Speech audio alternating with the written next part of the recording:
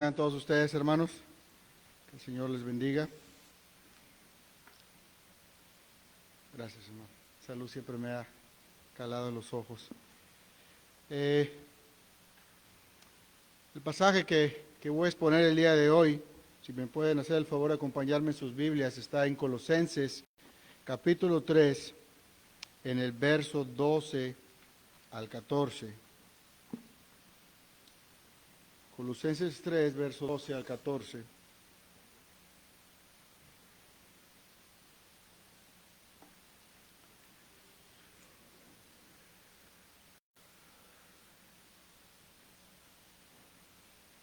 Esta es la tercera vez que me toca predicar sobre pasajes que vienen en este libro, y la verdad que es un libro, le confieso, ha llegado a ser uno de mis favoritos. Algo que me llama mucho la atención es la manera en que exalta y eleva a nuestro Señor Jesucristo. Le recomiendo que lo estudie. Y bueno, vamos obviamente a leerlo, se lo voy a leer yo. Dice la palabra de Dios así, dice: vestidos pues como escogidos de Dios, santos y amados, de entrañable misericordia, de benignidad, de humildad, de mansedumbre, de paciencia, soportándoos unos a otros y perdonando unos a otros si alguno tuviere queja contra otro. De la manera que Cristo os perdonó, así también hacedlo vosotros. Y sobre todas estas cosas, vestidos de amor, que es el vínculo perfecto. Padre bueno, bendito sea siempre, Señor. En esta hora te agradecemos que permitas el que estemos reunidos para escuchar tu palabra el día de hoy. Ayúdanos, Señor, a comprenderla. Ayúdanos también a cambiar lo que sea necesario. Ayúdanos también a no ser tentados en pensar en otros y rechazar la corrección individual cuando traiga convicción tu Santo Espíritu. Ayuda a que nuestras almas tengan reposo. Alimenta nuestro espíritu con tu santa palabra. Ayúdanos sobre todas estas cosas también a ponerlas en práctica por causa de tu nombre y por amor a Él. Amén. Pueden tomar asiento, hermanos.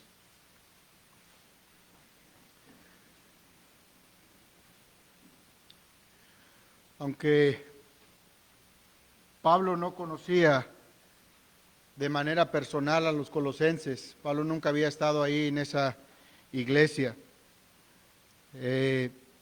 Pablo sabía muy bien de ellos, Pablo los conocía, sabía cuáles eran sus áreas en las que se encontraban fuertes, pero también sabía por cosas que estaban pasando, por algunos problemas, dudas y debilidades que ellos tenían, ¿verdad? Y eso lo sé porque en el capítulo 1 dice lo siguiente, a partir del verso 2 les dice: a los santos y fieles hermanos en Cristo que están en Colosas, gracia y paz sean a vosotros, de Dios Padre y del Señor Jesucristo.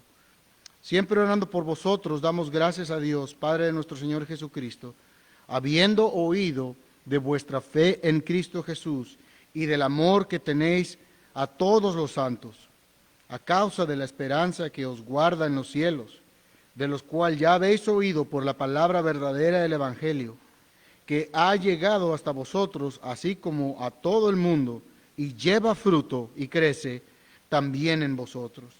Desde el día que oísteis y conocisteis la gracia de Dios en verdad, como la habéis aprendido de Epafras, nuestro consiervo amado, que es un fiel ministro de Cristo para vosotros, quien también os ha declarado vuestro amor en el Espíritu. Una de las cosas más importantes, hermanos, que debemos de tomar en cuenta es que cuando vamos a estudiar un libro, tenemos que estar conscientes, ¿verdad?, y de conocer un poco más a la audiencia a la que fue escrita ese libro. Ellos habían recibido el Evangelio por parte de Epafras, y al mismo tiempo este Evangelio, Pablo menciona que él sabía que los había transformado de una manera especial, al grado de tener un amor genuino Dice que por todos los santos, es decir, por todos aquellos que estaban en Cristo, no nomás los que ellos conocían, sino por todos los demás que eran sus hermanos en el Señor. O sea, ellos buscaban poner en práctica lo que Dios esperaba de ellos, porque de esa forma tenían claro de que iba a ser la manera en que podían ser conformados a la imagen de Jesús. Y esto es algo que no solamente le corresponde a ese grupo de personas, a ese grupo de hermanos en Colosas, sino a todos, durante toda la historia, a todos los que estamos en Cristo, a todos los cristianos debemos de hacer. Y lo vemos claramente, por ejemplo, en Filipenses 2:12, dice, así que, amados míos, tal como siempre habéis obedecido, no solo en mi presencia, sino ahora mucho más en mi ausencia, ocupaos en vuestra salvación con temor y temblor. Ahora quiero decir solamente rápido acerca de esto, porque esto es un pasaje muy común para las personas que enseñan que la salvación se puede perder. Esto no es lo que el pasaje está diciendo. Cuando menciona de ocupaos en vuestra salvación, no se está refiriendo a eso mismo, que tienes que trabajar para ganártela o estar constantemente obrando para ganar la salvación, sino todo lo contrario. Realmente lo que está diciendo es, puesto que sois salvos, ahora demuéstrenlo. Ocúpense en todas esas cosas que van a validar de que son unas personas que ya tienen la salvación, ¿verdad? Y algo que mencionar, algunos teólogos, muchos de ellos creen que fue el mismo Epafras quien acudió directamente a Pablo para dejarle saber que habían venido falsos maestros ahí a la iglesia de Colosas, como en toda congregación siempre llegan falsas enseñanzas, y obviamente ellos venían a haber traído doctrinas erróneas, agregándole al Evangelio, agregándole a la palabra de Dios, y además yo creo también para pedirle consejo de cómo actuar en estas cosas, sobre las dudas y las situaciones, todas esas circunstancias que había en esa iglesia, ¿verdad? Una de ellas, obviamente, podemos ver cuál debería ser su actuar, su caminar en cuanto a parecerse al Señor Jesús. Era gente común y corriente, con problemas personales como espirituales, como lo es el día de hoy. Somos gente común y corriente con los mismos problemas, con las mismas situaciones, ¿verdad? Entre ellos había confusiones, podía generar divisiones, peleas, esos mismos errores doctrinales, pecados, había ansiedad, temor, problemas políticos, enfermedades, todas esas cosas que, como dije, se pueden aplicar para nosotros también el día de hoy. ¿Qué sucede? Pablo nos enseña ahí claramente que cómo el Evangelio nos ayuda a que Cristo sea exaltado por medio de nuestras vidas. Que Cristo se exalte, su nombre sea exaltado por medio de nuestro actuar. Cómo nuestras actitudes afectan el día a día. Y no solamente afecta en nuestra vida temporal aquí, sino también cómo va a afectar en nuestra vida futura, en toda la eternidad, cuando estemos en aquel día en la presencia de Dios para ser juzgado por todas nuestras obras. Así que Pablo, además de exaltar a Cristo en esta carta, nos dirige a nosotros para que sepamos cómo la nueva vida en Cristo debe funcionar.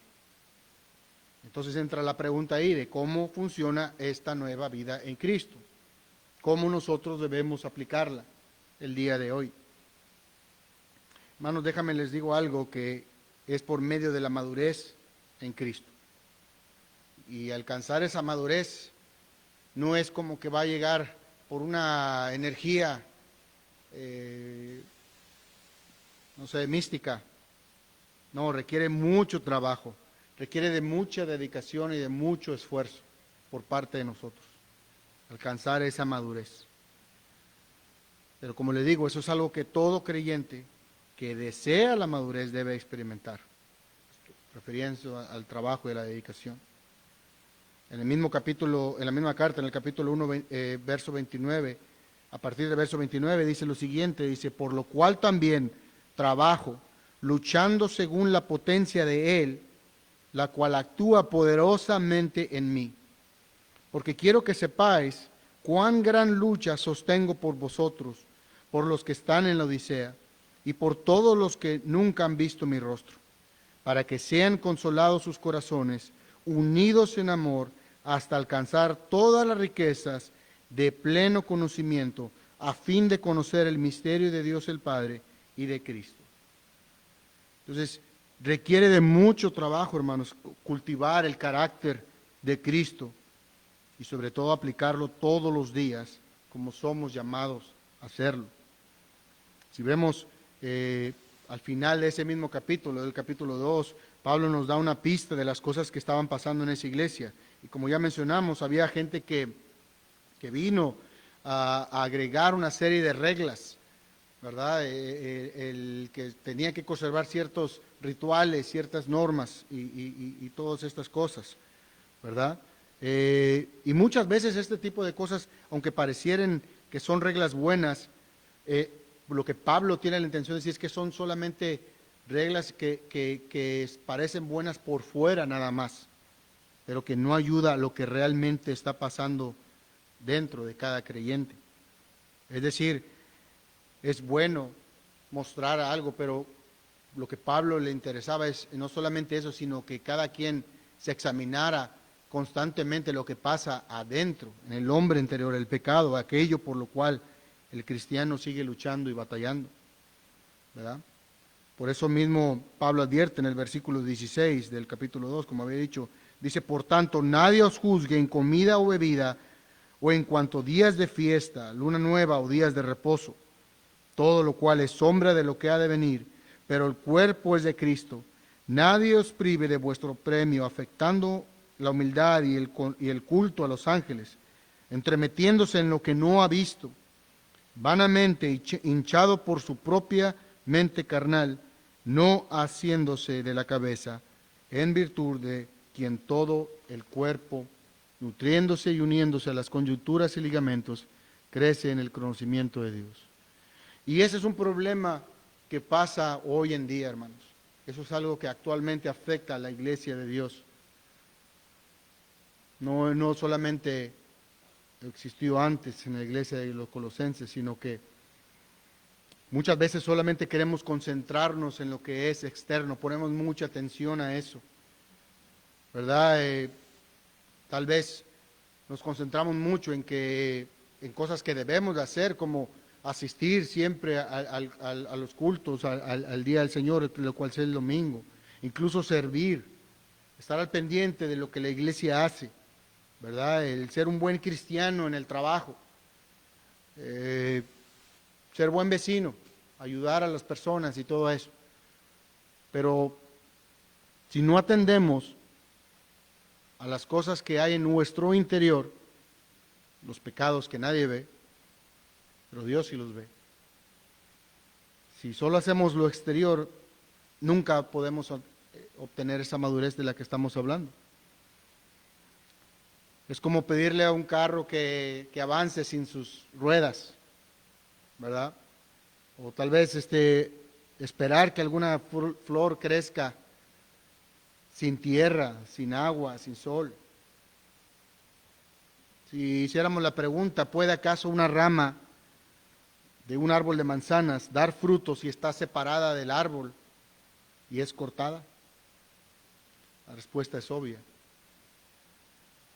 Así que los creyentes no podemos dar frutos si no estamos conectados a Cristo, que es la cabeza del cuerpo. Y Él es la cabeza de la iglesia. Por eso en el capítulo 3 comienza diciendo, sí pues, ahora sí pues no está en duda, es una afirmación que Pablo está dando, puesto que habéis resucitado con Cristo, buscad las cosas de arriba, donde Cristo está sentado a la diestra de Dios. Poner la mira en las cosas de arriba y no en las de la tierra. Eso es una afirmación que está dando. Dice, puesto que están en Cristo, su prioridad, su preocupación no están en las cosas de la tierra. Fíjese que no estoy diciendo, no dice Pablo que las rechacemos, no, dice que nuestra prioridad debe ser enfocarnos en las cosas que pertenecen al reino donde Cristo está sentado a la diestra de Dios. Así que la nueva vida en Cristo trabaja cuando mostramos las pruebas de que tenemos unión con Cristo. Lo voy a repetir una vez más. Dice, la nueva vida en Cristo trabaja cuando mostramos las pruebas de que tenemos unión con Él, con Cristo.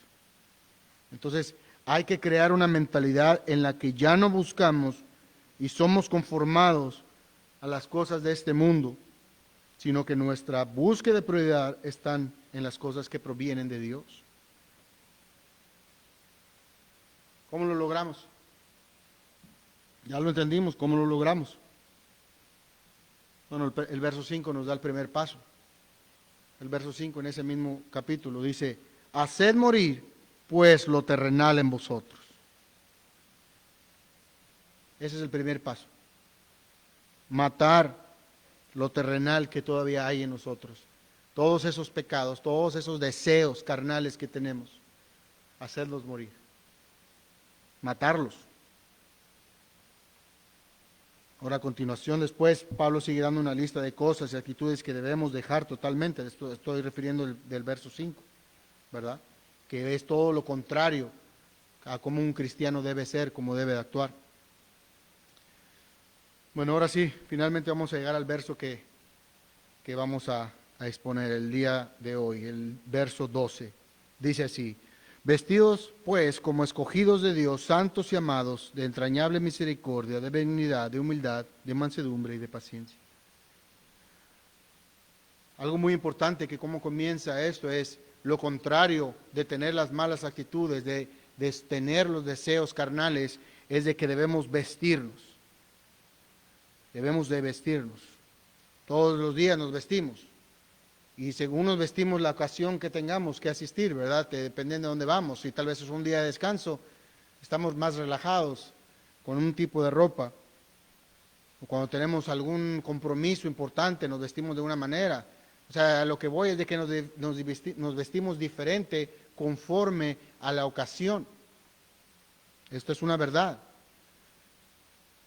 Es decir, la manera en que nos vestimos día a día habla mucho de nosotros. Si nos vestimos de una manera, por ejemplo, dando una ilustración con un hombre elegante de traje, un smoking muy elegante, como dije. La mujer se viste también de la misma forma, con unos zapatos altos o de tacón, como se dice comúnmente. Y vamos vestidos de esa manera, muy bien peinados, muy bien vestidos. Y tenemos hambre, de repente decimos, vamos a comernos unos ricos tacos por ahí, a un puesto que está en la calle,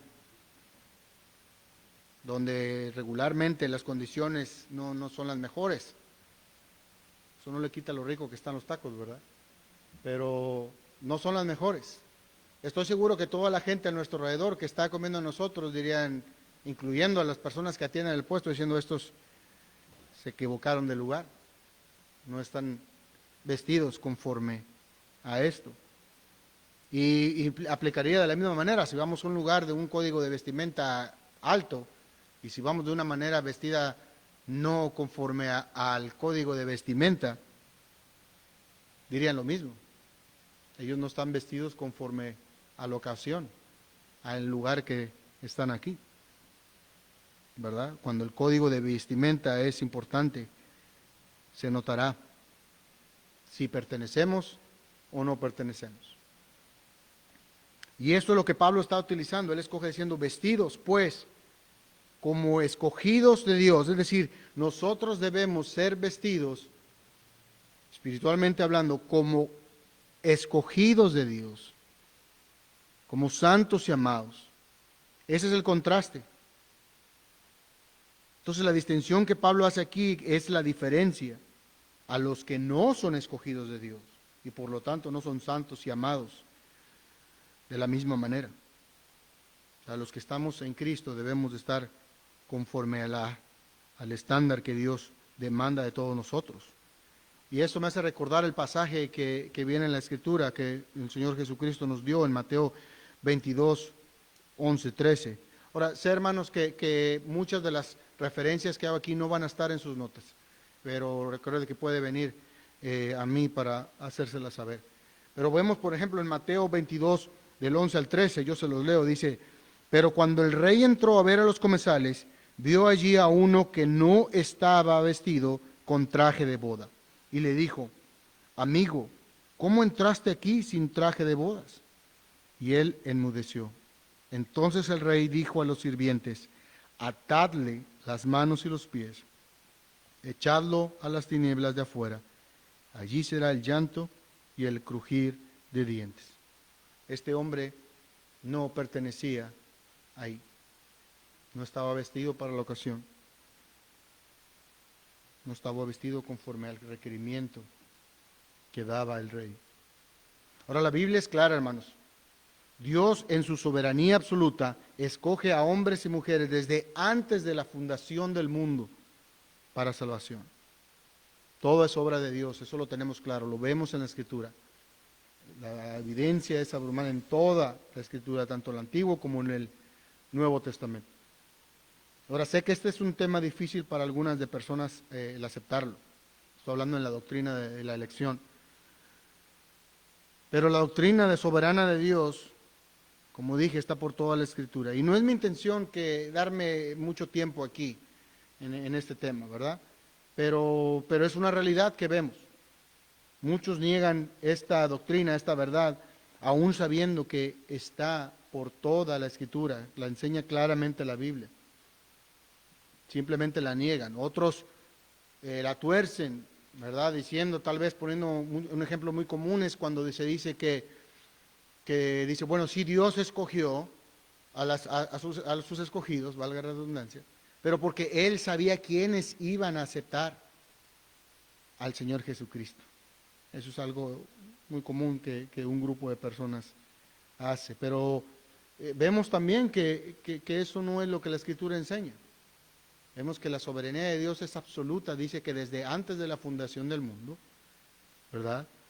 Y es un error pensar de esa manera, ¿por qué? Porque si es verdad, si Dios entonces supo quiénes iban a escogerlo o lo aceptarlo, entonces quiere decir que Dios en cierto tiempo tuvo que aprender quiénes lo iban a aceptar. Pero, como dije, no va con lo que la Escritura dice, que Dios es omnisciente, Dios todo lo sabe, desde siempre. Él no aprende nada, Él todo lo sabe.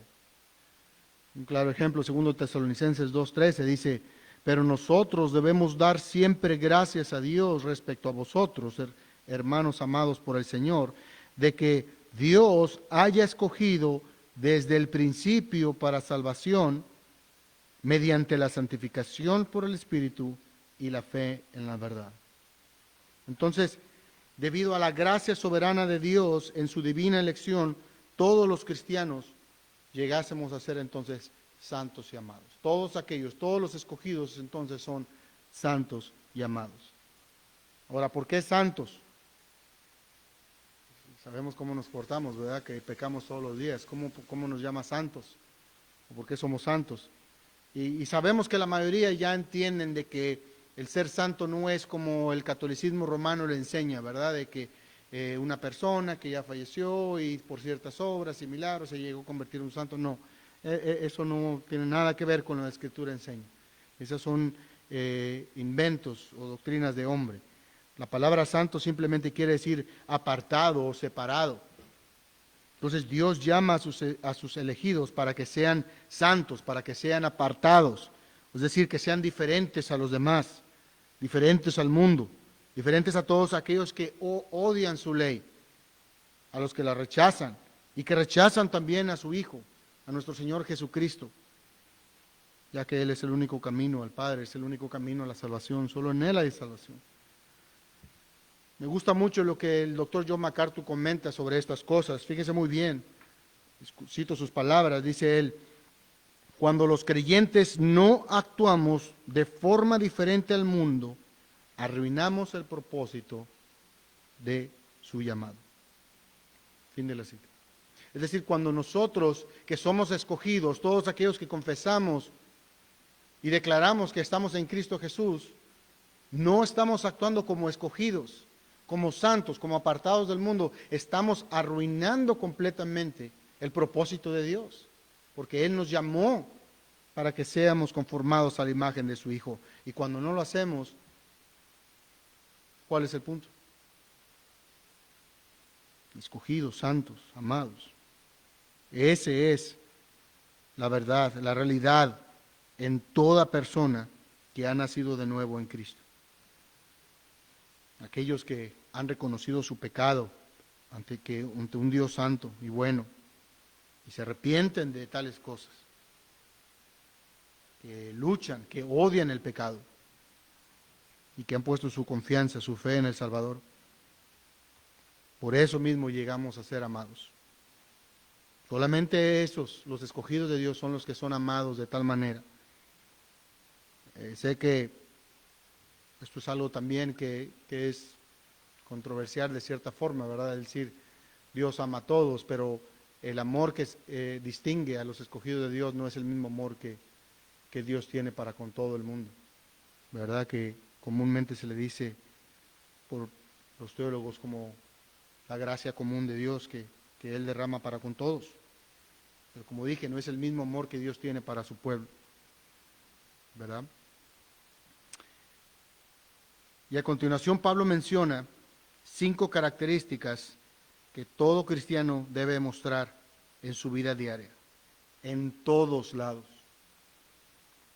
No solamente en la iglesia, cuando venimos con la iglesia, o cuando las personas nos ven, sino en todos lados, a toda hora. Porque es la manera correcta de que el hombre nuevo en Cristo debe de vestir. Y la primera característica que vemos ahí dice de entrañable misericordia. Esta misericordia no es como el mundo muestra en algunas ocasiones. Algunas personas tienen actos misericordiosos, les gusta, tal vez muchas compañías donan dinero a organizaciones y todo, pero realmente lo hacen con un propósito egoísta, lo hacen tal vez para evadir impuestos o para que no se les cobre tantos impuestos. De manera personal hay unas personas que hacen ayudas y todo este tipo de cosas, pero con el puro interés de ser vistos, de ser alabados de cierta forma por los demás, ¿verdad? De tener jactancia. Pero eso es una actitud totalmente incorrecta. Eso no es la misericordia que debemos de tener todos aquellos que estamos en Cristo Jesús. Ya que tener una misericordia superficial, eso mismo nos puede llevar a convertirnos en seres egoístas, estar concentrados en nosotros mismos. Y estas actitudes nos va a llevar a tener resentimiento, indiferencia, apatía, conlleva a tener malos pensamientos hacia los demás, lleva incluso hasta murmurar, a participar en chismes, crear o estar participando en divisiones, rencillas, entre muchas otras cosas de las cuales todas estas Dios no las aprueba y son malas delante de sus ojos. Y como dije, en el creyente no debe ser así. Por eso me gusta cómo la traducción Reina Valera menciona diciendo lo que es una misericordia entrañable. Es decir, que sale de nuestras entrañas, proviene con todas nuestras fuerzas, proviene de nosotros, del interior, no de manera superficial, de todo nuestro ser. Y lo hacemos de una manera tierna, buscando siempre el bienestar de los demás. Y como dije al principio, haciendo a un lado el orgullo y el egoísmo. ¿Quién tenemos un buen ejemplo de eso, mis hermanos? Y que la respuesta es obvia, ¿verdad? Nuestro Señor Jesucristo, en una misericordia pura que nosotros debemos de imitar. Mateo 9:36 dice que Jesús vio a las multitudes y tuvo compasión de ellas. ¿Por qué? Porque estaban desamparadas y dispersas como ovejas que no tienen pastor.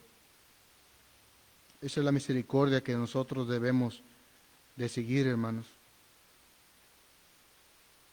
Ahora, no es entonces por la misericordia de Dios por la cual incluso estamos aquí con vida el día de hoy.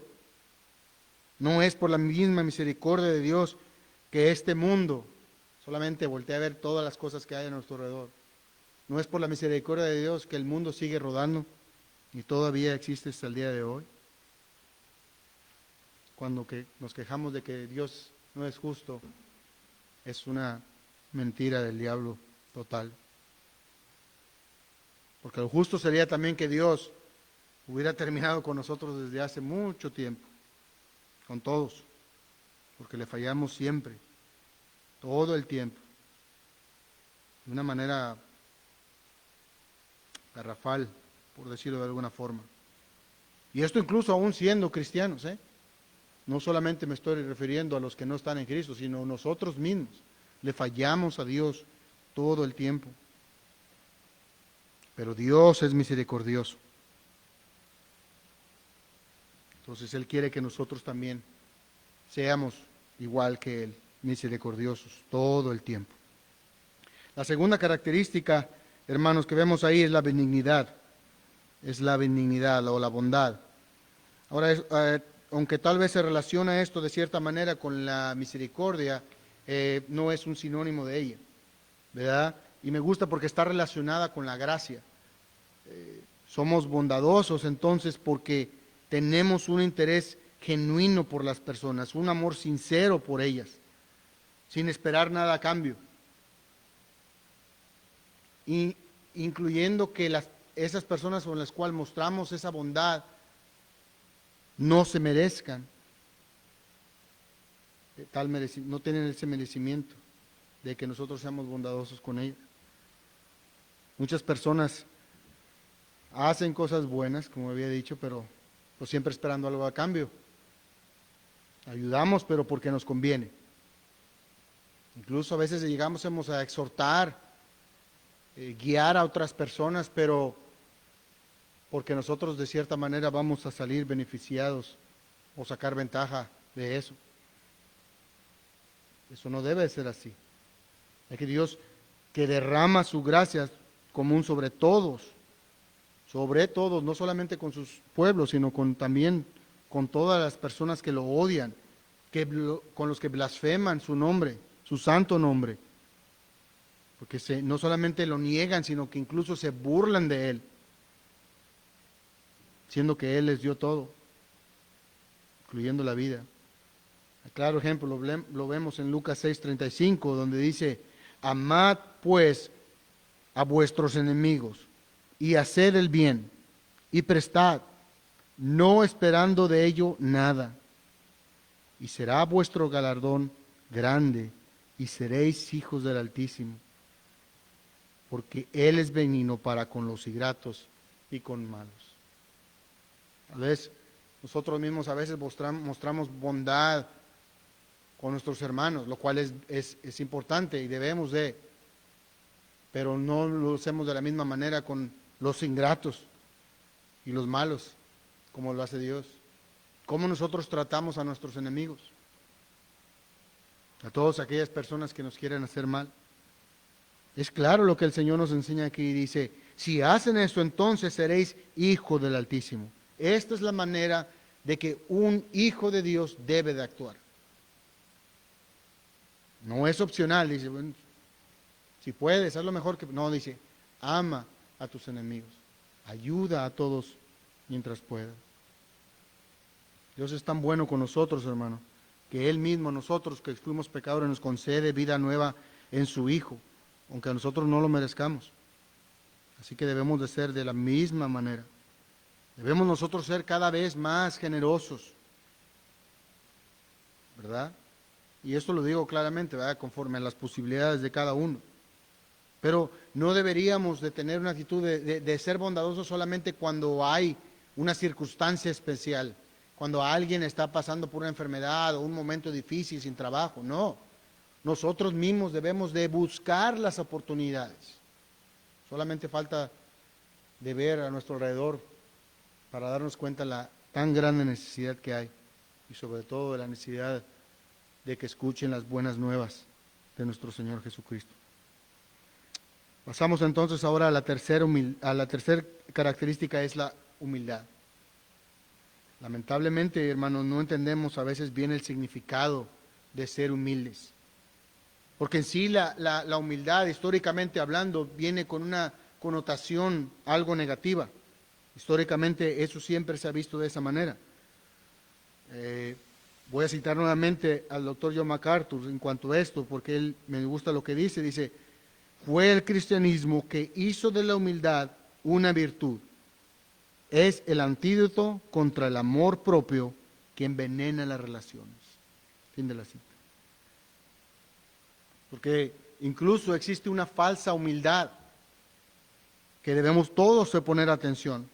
Pablo mismo condenaba a los falsos maestros, a los falsos creyentes, a los falsos apóstoles, a los falsos profetas que mostraban una humildad superficial, porque solamente buscaban el agrado de los demás. Incluso una falsa humildad puede ser aquellas que cuando muchas veces estamos nosotros continuamente hablando cosas denigrantes de uno mismo, ¿verdad? Y esto es solamente con el propósito para que la gente diga, oh, mira qué tan humilde es él, que él se ve como un gran pecador, que lo somos, y a veces hacemos ese mismo comentario, pero no es de una manera constante.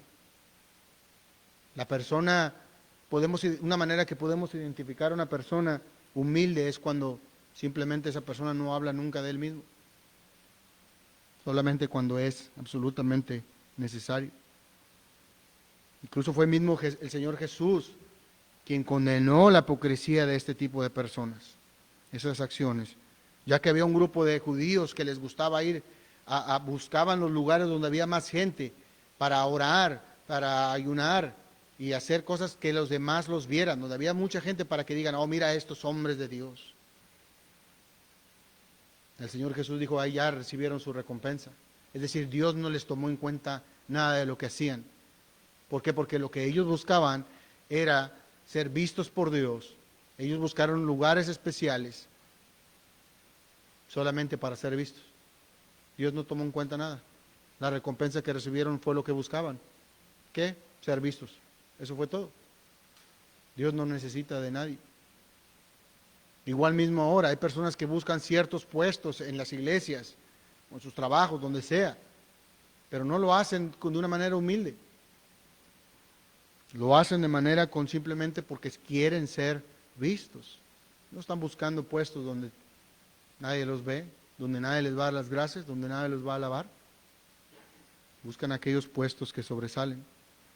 Y esa es una humildad falsa, hermanos. Es una hipocresía que el Señor Jesús rechazó duramente. Ahora, obviamente el Señor Jesús nos muestra lo que es la humildad genuina, la humildad verdadera. Ya vemos en Mateo 11, en verso 28 al 30, dice, venid a mí todos los que estáis trabajados y cargados, y yo os haré descansar. Llevad mi yugo sobre vosotros y aprended de mí, que soy manso y humilde de corazón. Ahí hallaréis descanso para vuestras almas, porque mi yugo es fácil y ligera mi carga. Nuestro hermoso Salvador tiene la humildad como esencia. Y Él desea que nosotros seamos humildes, que seamos como Él. El reino de Dios es de los humildes, no de los que se jactan a sí mismos, aquellos orgullosos. Recuerden lo que dice la misma Escritura, que Dios enaltece al humilde. Y en contraste, ¿qué hace con el que se jacta o que es orgulloso? Él lo va a humillar, ya que Dios detesta ese tipo de actitud, hermanos, a los orgullosos. Por eso en Filipenses, Pablo en Filipenses 2:3, y se leyó en la lectura, dice, nada hagáis por egoísmo o por vanagloria. Es decir, nunca hagas nada que sea basado en ti, donde tú vas a ser beneficiado de manera directa o indirecta,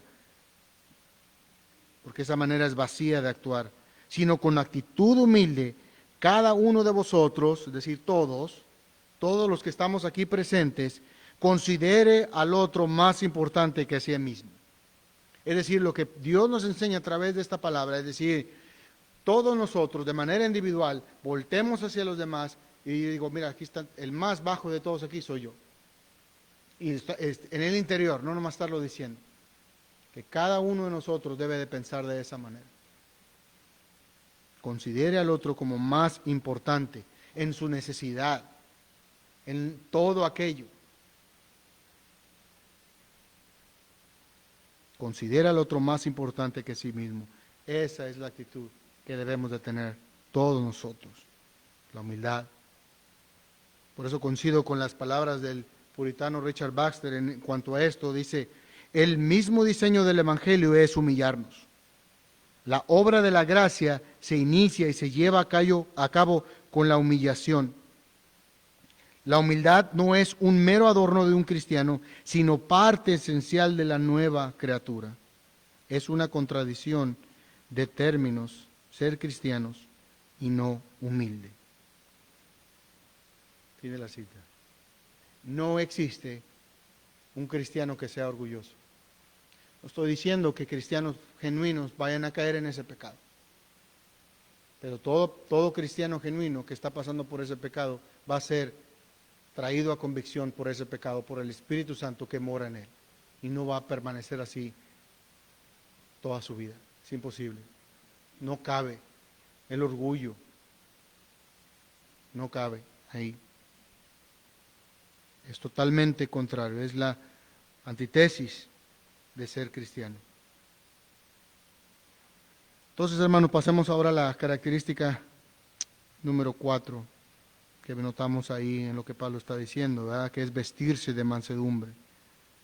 Debemos de vestirnos de mansedumbre.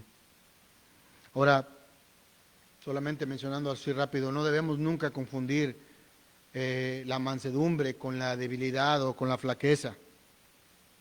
Eso no es lo que quiere decir aquí. Vemos que nuestro Señor Jesucristo era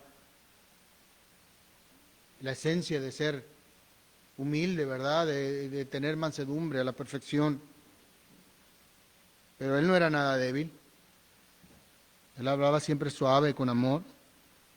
Y otras veces tuvo que hablar de una manera dura, pero siempre buscando el beneficio de los demás. Entonces nosotros al imitarlo, estamos siendo como Dios quiere que seamos, vestirnos de esa mansedumbre. Y debemos de empezar en nuestra propia casa. Debemos de empezar teniendo mansedumbre con nuestra propia familia. Y así después con nuestros vecinos, en todos los lugares, después hay nuestro trabajo, en todo. Vemos ese patrón. Comienza en el hogar. Comienza donde nadie más nos ve más que nuestras familias. No debemos de ser nunca maliciosos. ¿Cómo les hablamos entonces nosotros a nuestros hijos cuando hacen algo mal o no lo hacen de la manera en que nosotros esperamos o queremos?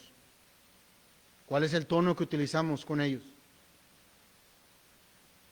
¿Qué palabras salen de nuestra boca?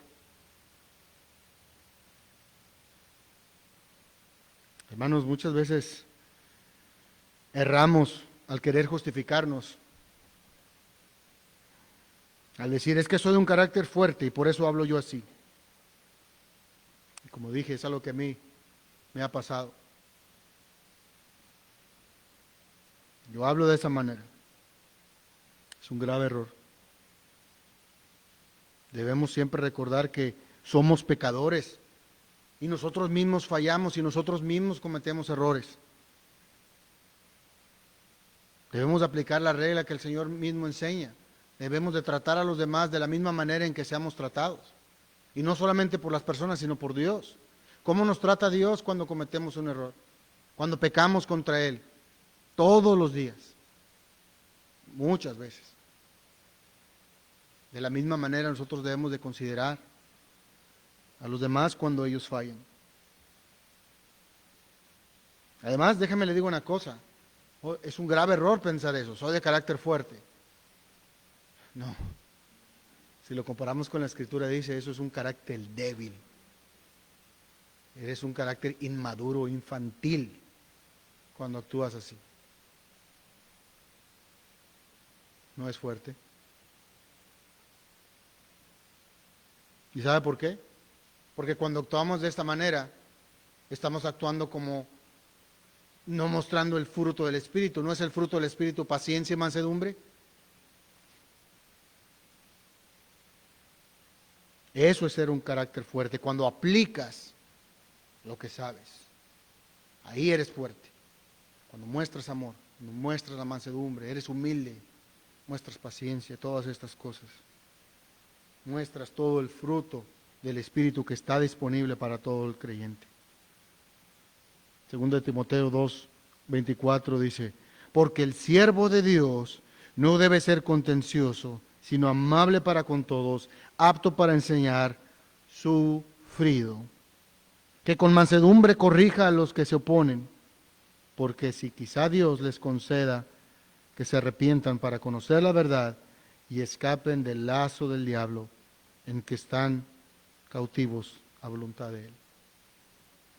Entonces la idea, como dije, no es ser una persona que siempre está queriendo ser duro, que siempre quiere incluso provocar a los demás, estar debatiendo todo el tiempo, estar creando situaciones incómodas, de peleas, divisiones y todo eso. No se trata de eso. Entiendo que algunas veces, en ciertas circunstancias, no se va a hablar siempre de manera suave. Lo vemos en la Escritura, Pablo mismo lo hacía. El Señor Jesús lo hace. Dios lo hace con nosotros, Dios ama al que corrige. ¿Verdad? No estoy hablando de no hablar a veces con firmeza y algunas veces con el tono elevado de voz, porque se requiere, ¿verdad? Sino, al final de cuentas, lo que nos motiva a hacer eso es el amor por esa misma persona, a la cual tenemos que amonestar. Como dije, empezando por nuestra familia, empezando por nuestros hijos, nuestras esposas, nuestros padres, nuestros hermanos, con nuestros vecinos y con todos. Por eso les digo, hermanos, créanme que por experiencia propia les digo que eso no es nada fácil. El mostrar el vestido del Señor Jesucristo no es fácil. Estas características, el ser cada vez más como Jesús, es algo muy difícil. A veces incluso nos lleva a querer renunciar, a tirar la toalla, por decirlo de cierta forma. Y es por eso mismo que Pablo incluye al último, y la quinta característica es la paciencia. Es la paciencia la cual nos va a ayudar. Y es la paciencia que debemos de vestirnos todos los días. Todos los días. Antes, al abrir los ojos, tenemos que vestirnos, espiritualmente hablando. No comenzar nuestro día desnudos. Entonces la paciencia, hermanos, es algo que debemos de buscar continuamente. Ya les voy a decir una cosa, simplemente el hecho de ser cristiano, nada más por ser cristiano, eso mismo va a conllevar, va a traer oposiciones, va a traer provocación, va a traer tentación, rechazo, entre muchas otras cosas, incluyendo nuestras propias familias, empezando por ahí, algunas veces. Entonces la paciencia nos va a ayudar a luchar contra todas esas cosas. Incluso el no tener paciencia nos lleva a pecar contra Dios, ya que nos provoca ira. El no tener paciencia nos provoca guardar rencor, odio, venganza, estar peleando. Aumenta nuestro egoísmo, nuestro ego. Un hombre que no es egoísta siempre mostrará paciencia en todo momento, ya que no busca siempre que se haga lo que él quiere. Tiene paciencia ante todas las situaciones. Ahora, yo no sé cuánta paciencia Dios ha tenido con cada uno de ustedes. Solo sé que Él ha tenido muchísima paciencia conmigo. Esa es la realidad. Acabo de decir que no debemos de decir cosas de nosotros, pero es la realidad, hermano. Sabiendo yo cuánta paciencia Dios ha tenido conmigo, es increíble. Todos los días Dios tiene paciencia con nosotros, ¿sí o no? Esa es la realidad. Y no solamente es una realidad en cada uno de nosotros, sino también era verdad en el apóstol Pablo. Miren, por ejemplo, 1 Timoteo 1:16. Eso es lo que tienen en sus notas. Yo les voy a leer desde el verso 12. Ustedes lo pueden ver después. Dice, doy gracias a Dios al que me fortaleció a Cristo Jesús nuestro Señor, porque me tuvo por fiel poniéndome en el ministerio. Habiendo yo sido antes blasfemo, perseguidor e injuriador, mas fui recibido a misericordia, porque lo hice por ignorancia en incredulidad. Pero la gracia de nuestro Señor fue más abundante con la fe y el amor que es en Cristo Jesús.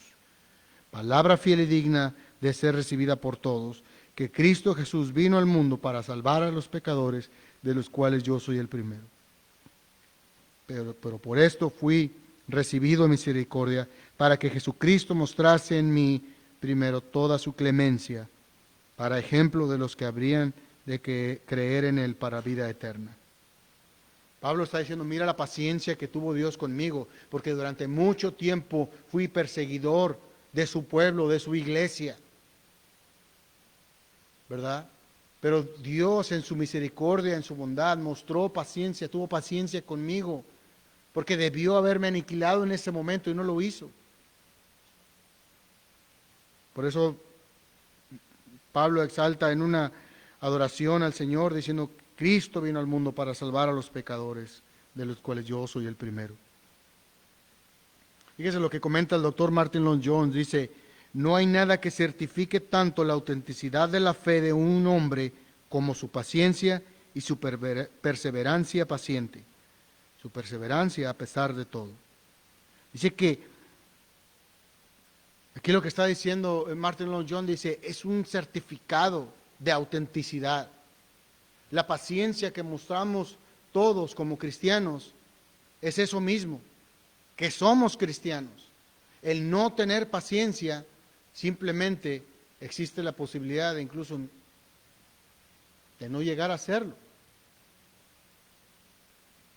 ¿Por qué? Porque si no tenemos paciencia, imagínense, alguien se acerca a nosotros para darnos una exhortación y yo estallo en ira, en enojo, en malestar.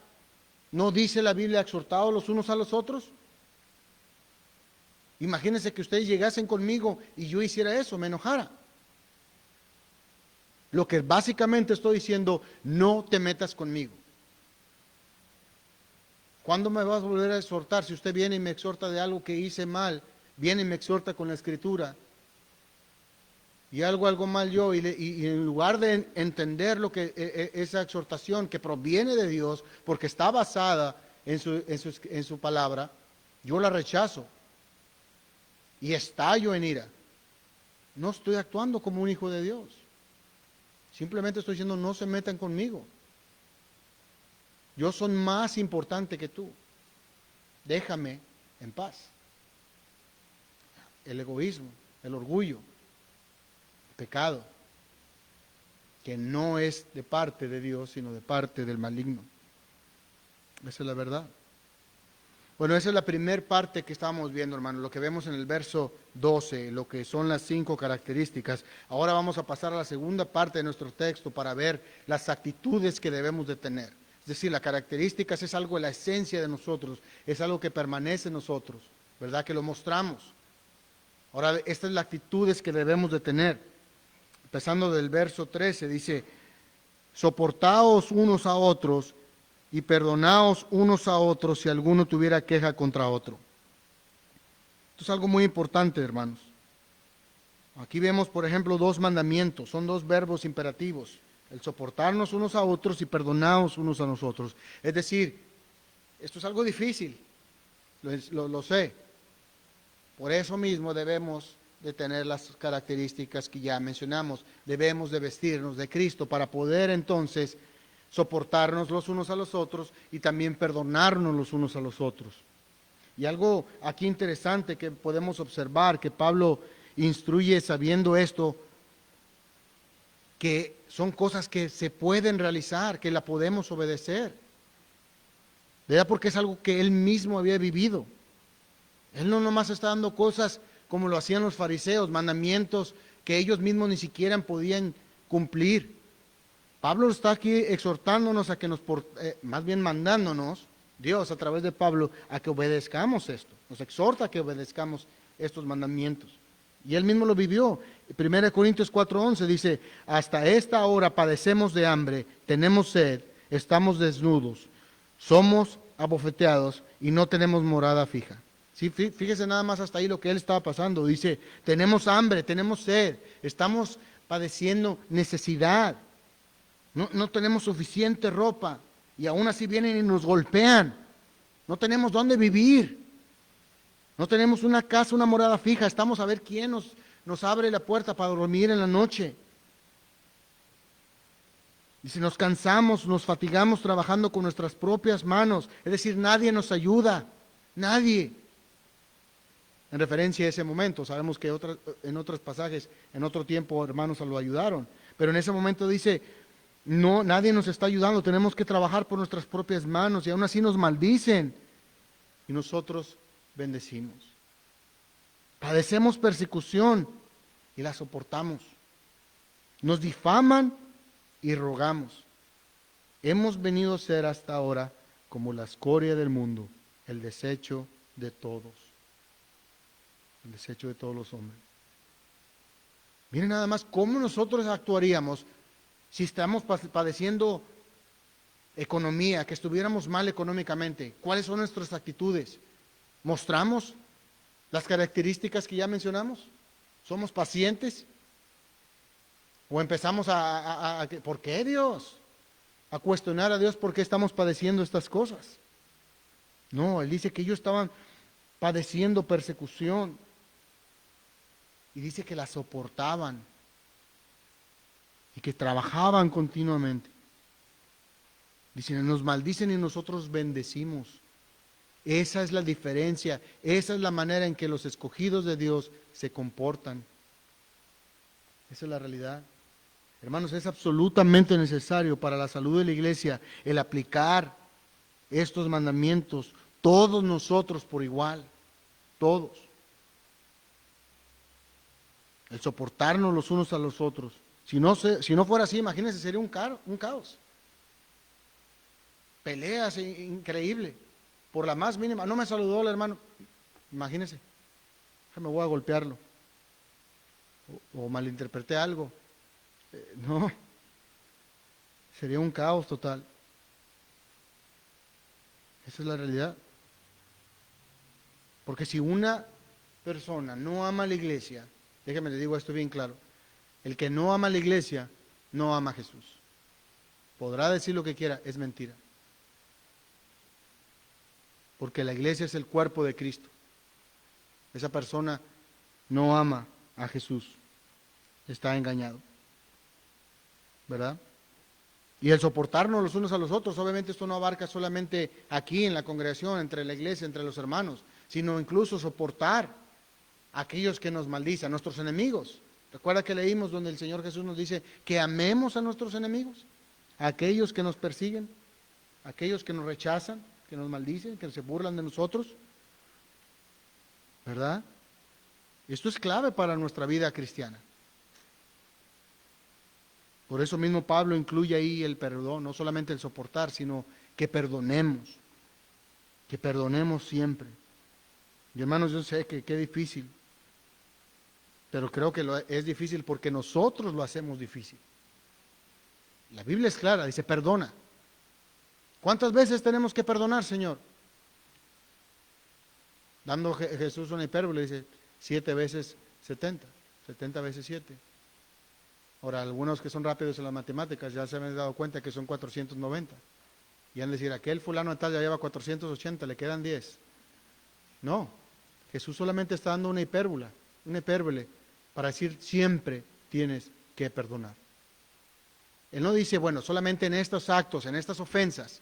No, en cualquier ofensa debes de perdonar. En todo. En todo. Wow, ya, ¿cómo pasa el tiempo? Siempre es así. Ya comprendo al pastor cada vez que dice eso. Algo que debemos notar, algo que es digno de notar en esta palabra sobre perdonar, en el original es carisomei, es de la raíz caris, y caris quiere decir gracia. Entonces la instrucción aquí es que perdonemos con gracia. ¿Qué es gracia? Es un favor inmerecible. Que perdonemos incluso cuando la persona agresora no lo merece. Incluso cuando la persona ni siquiera ha pedido el perdón. Nosotros debemos de perdonar.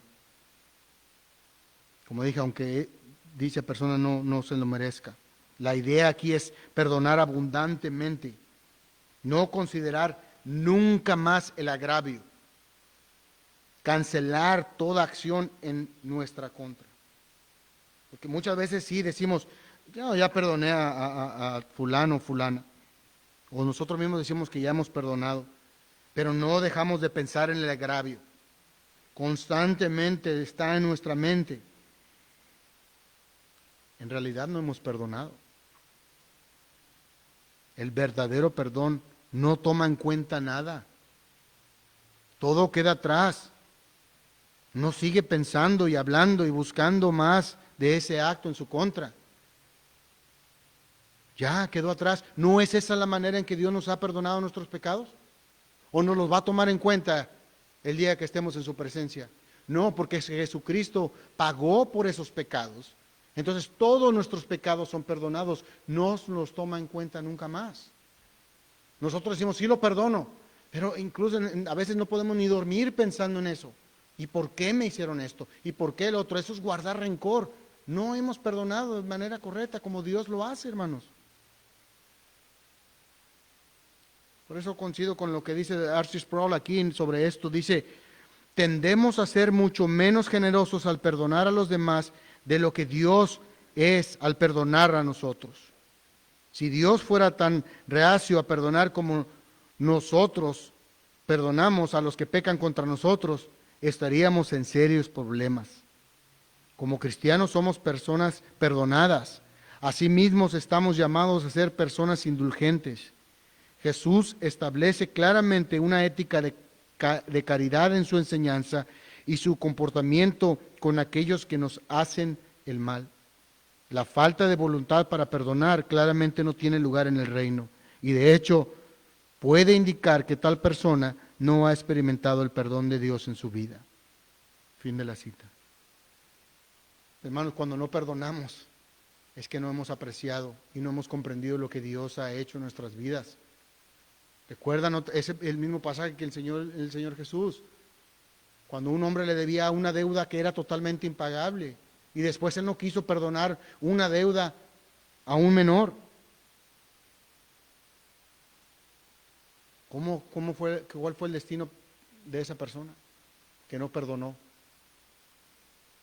Nunca, hermanos, nos vamos a parecer más a nuestro Señor que cuando perdonamos. Podemos obrar bien, podemos ayudar a los demás y todo, pero nos parecemos aún más a Dios cuando nosotros perdonamos. Porque es como entramos al reino de Dios a través del perdón. ¿Sí o no? Esa es la verdad. Dios nos ha perdonado con gracia, inmerecidamente. Colosenses 2, 13, 14 dice, y cuando estabais muertos en vuestros delitos y en la incircuncisión de vuestra carne, os dio vida juntamente con él, habiéndonos perdonado todos los delitos, habiendo cancelado el documento de deuda que consistía en los decretos contra nosotros y nos era adversos, y lo ha quitado de en medio, clavándolo en la cruz. Ya no existe un documento en nuestra contra. El enemigo, el diablo va a venir a acusarnos, pero no tiene de qué acusarnos porque ese documento Dios lo tomó y lo rompió en dos y lo clavó en la cruz. ¿No es eso un grande amor? Hermanos, nadie en la historia de la humanidad ha sido más ofendido que Dios. Y por las mismas criaturas que Él creó, incluyendo, como dije, a su pueblo que Él mismo ha redimido. Lo seguimos ofendiendo todos los días. Cada vez que pecamos, sabemos que estamos pecando y aún lo hacemos, estamos ofendiendo a Dios. Todos los días pecamos contra nuestro Dios. Pero gloria a Dios, que en su amor cancela nuestra deuda en la cruz de Cristo. Como dije, qué grande amor es ese. Gracia sobre gracia para los que estamos en Cristo Jesús. Esto debe crear un gozo, hermanos, felicidad, paz y sobre todo deseo de imitar a nuestro Señor. Ahora el apóstol anticipando de que nosotros mismos por nuestra pecaminosidad vamos a buscar de redefinir el cómo aplicar el perdón. Lo vamos a hacer conforme a nosotros queramos. Como dije, tal vez decimos, sí, ya lo perdoné, pero ojalá y se muera el infeliz. No, no es así. Él, sabiendo eso, quiso evitar esa manera de pensar en nosotros, para después indicar en el verso 14, dice, soportaos unos a otros, perdonaos unos a otros, pero como Cristo os perdonó, así también vosotros. O sea, primero nos da los verbos imperativos, ahora nos da el indicativo, nos dice, de esta manera háganlo. No lo hagan como ustedes quieren, háganlo como Cristo os los perdonó también a ustedes. Esa es la manera. John Newton dice, la inmutabilidad del Señor y las riquezas de su misericordia están igualmente ilustradas por los perdones multiplicados que Él otorga a su pueblo. Esa es la realidad. Esa es la verdad. Ahora sé que es difícil hacer todo esto. Sé que es difícil perdonar así. Sé que es difícil todas estas cosas. Ya estamos por terminar, hermanos. Pero en realidad no lo es difícil. Parece difícil para nosotros, pero no lo es. No lo es porque aquí nos da la solución. El verso 14, el verso final para terminar es, y sobre todas estas cosas, es decir, sobre todo lo que ya se mencionó desde el verso, de lo que viene hablando, no solamente a partir del verso 12 que hemos visto hoy, sino todas estas cosas, sobre todo esto, vestidos de amor, que es el vínculo perfecto. Es el amor lo que nos va a motivar a poder actuar de esta manera. Porque nuevamente Pablo utiliza ahí la ilustración de vestirse, de estar representado, de ser la representación viviente del Señor Jesucristo. Que debemos de vivir acorde a nuestra nueva vida en Él. Él fue el que dijo, muéstrense amor, ámense. Y entonces así podemos aplicar estas cosas. En esto conocerán que son mis discípulos. Es decir, en esto conocerán que son míos, en esto conocerán que pertenecen al reino, a mi reino, que cuando se aman los unos a los otros. ¿Qué clase de amor? Mencionábamos hace rato que el amor ahora hoy en día es muy superficial, pero ¿qué clase de amor? ¿Qué ejemplo bíblico tenemos de eso? 1 Corintios 13, 14. ¿Cómo es el amor verdadero? Bueno, el amor verdadero, el amor que Dios espera de nosotros, es que sea un amor sufrido. Es benigno. El amor no tiene envidia. El amor no es jactancioso. No envanece. No hace nada indebido. No busca lo suyo. No se irrita. No guarda rencor. No se goza de la injusticia, mas se goza de la verdad. El amor todo lo sufre, todo lo cree, todo lo espera, todo lo soporta. Fíjese, no dice algunas cosas, dice todo, todo, todo. 4 veces todo, todo lo sufre, todo lo cree, todo lo espera, todo lo soporta, es paciencia siempre. El amor sobre todas las cosas, porque el amor nunca deja de ser.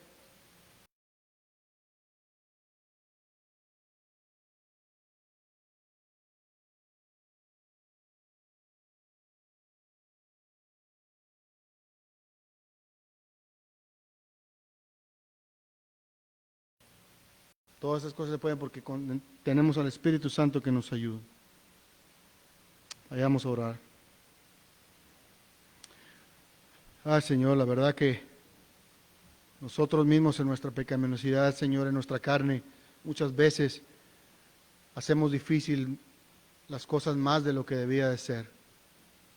Padre, deseamos tener este amor que tú ya has derramado en nosotros el día que nos salvaste. Trae convicción, Espíritu Santo, sobre estas verdades. Ayúdanos a nosotros a poder recordar todos los días, cada vez que abrimos nuestros ojos debemos de vestirnos de estas características que debemos de tener. Aumenta siempre estas cosas. Ayúdanos a ser más humildes, a ser benignos, a tener mansedumbre, a mostrar misericordia todo el tiempo. Ayúdanos a que prediquemos la paciencia todo el tiempo, que es el fruto del Espíritu. Estas cosas sabemos que están disponibles para nosotros. Y perdónanos todas las veces que hemos fallado. Ayúdanos a que comencemos a aplicarlas en nuestras casas, con nuestras familias, con nuestros hijos, con nuestros parientes, con nuestras esposas, con nuestros vecinos, para después en nuestro trabajo, para con nuestros hermanos en la iglesia, para con todos.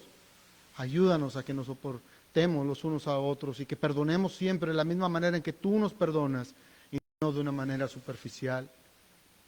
Ayúdanos a que podamos vestirnos siempre de amor, que sea el amor verdadero